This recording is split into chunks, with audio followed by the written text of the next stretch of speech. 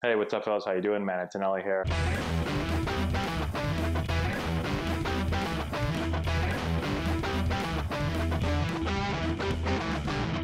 Hey, what's going on, guys? How we doing? Man, Antonelli here today, talking recruiting.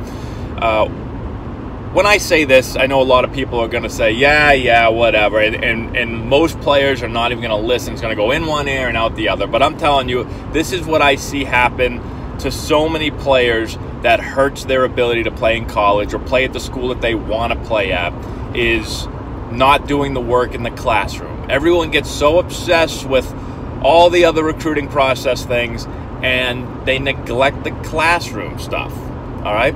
And here's the thing. If you want to be a college baseball player, right, you have to be a student athlete. You're not just an athlete. You're not just a baseball player.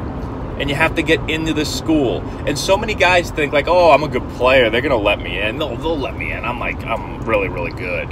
And in most cases, they're not gonna, okay? So college programs and college coaches at certain schools, they'll have a little bit of pull, okay? And so not for every player on their roster. You've got to be a really, really good player. You have to be at the top of their list. They may be able to help a little bit. But don't think that that means that they can just get anybody in, because they can't. I see tons and tons and tons of players every day that can't get into schools that they want to because of academics. And that's a shame, to be one of the few people in the country that has the skill set to play, right? We talked about, only 6 to 7% around there are actually going to play college baseball. 6 to 7% of high school players. So it's extremely competitive. Don't be one of those few guys that actually has a skill set to play at a school, especially one that they like, but the school can't get them in because of academics, because they wanted to slack off a little bit in school, all right?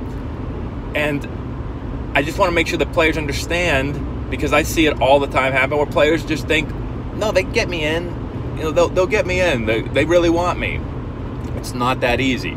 So again, if you're looking at the top, how it usually works is, a top Division I school, schools that you've seen on TV, schools you see in the College World Series, and schools you've all heard of, they have a little bit of pull with some guys. So if you're one of their top recruits, can they help? Can they talk to admissions and say, hey, this guy's one of our top recruits? Yes, they can do that. But again, you have to still be close. You could be Babe Ruth, and if you have really bad grades in high school, they're not getting you in. They can't do it. And then as you move down the ladder and get away from some of those really top schools, the amount of pull that schools have is even less and less and less the lower you go.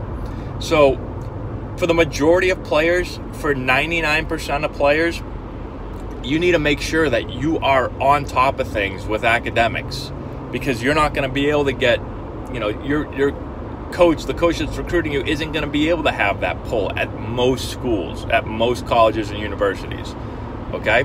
So make sure that you're doing the work, and don't give a school or a coaching staff any reason not to recruit you. The first thing that most schools do when they recruit guys is they look at the GPAs. All right, so when I coached in college, and I coached at a high academic school, but this isn't just for high academic schools, it's for all schools. They look at your grades, and if your grades don't match up with what they need, they cross you off the list immediately. It's the very, very first thing that schools go to, that college coaches go to, is the grades. Because why am I going to waste time recruiting a player? Why am I going to spend time evaluating his baseball skill set if he can't even get into school? It makes no sense. I'm just wasting my time. So even if it's close, and I'm like, I don't know, it's going to be tough, those guys get crossed off because there's just too many players. I always say there's too many players in the country. There's so many guys to choose from. I'm not going to spend all this time on a guy if I don't think he can get into school. And a lot of times, too, when it comes to grades, coaches sometimes think, this guy's grades are bad. Is he not a hard worker? And that's not always the case. Some guys just struggle in school. They struggle with tests. But some coaches will, does he not want to play college baseball? Is he not working hard? Is he not doing all the things academically that he has to do to make sure that he has a chance to play? And they start questioning these things, and let's move on to the next guy. Let's go to the next guy. All right. So we have it happen all the time with guys where, they think they got decent grades and the grades aren't good enough. All right. So if you're in high school what I've seen, and again, this all depends on the school. If you're looking at an Ivy League school or an SCAC school, obviously this is going to be much different, but you've got to make sure that you're getting above a 3.0 GPA. All right? If you're under a 3.0 right now, in my experience, it becomes much tougher. Okay? Much tougher to get into schools. So make sure that you're working hard in the classroom and doing everything you can to improve your GPA. All right? Test scores, same thing. Some schools now are optional, which helps certain guys. Certain guys aren't great test takers, but make sure that you get, sign up for an SAT or an ACT class. Do everything you can to try to improve your score. And the other thing is, not just when it comes to getting into schools, but every point you can get higher on your GPA, every point you can get higher on your SAT and the ACT, the more money you can save academically. So depending on the school, you might be able to save $5,000, $10,000, $20,000 based on what your test scores are and what your GPA is.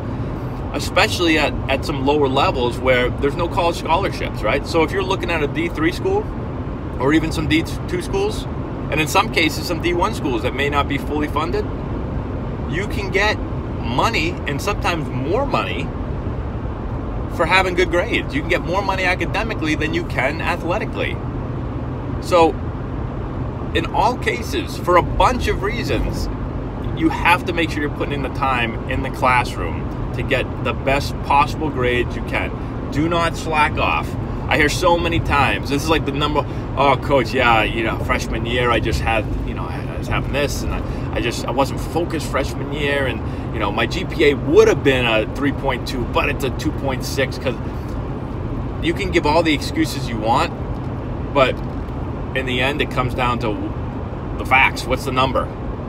That's all that matters. Doesn't matter all the reasons why it. I always hear 1,000 excuses, but you just got to get it done. You got to do it. So hopefully this helps. I know some people may have already shut the video off because they're like, "Oh, grades, whatever. I'm Babe Ruth. I can play anywhere." But it's not going to happen for 99% of players. So hopefully that helps you guys out. Let me know if you have any questions in the comment section below. Subscribe to the channel. Share the video with all your friends. Give us a thumbs up. All that stuff.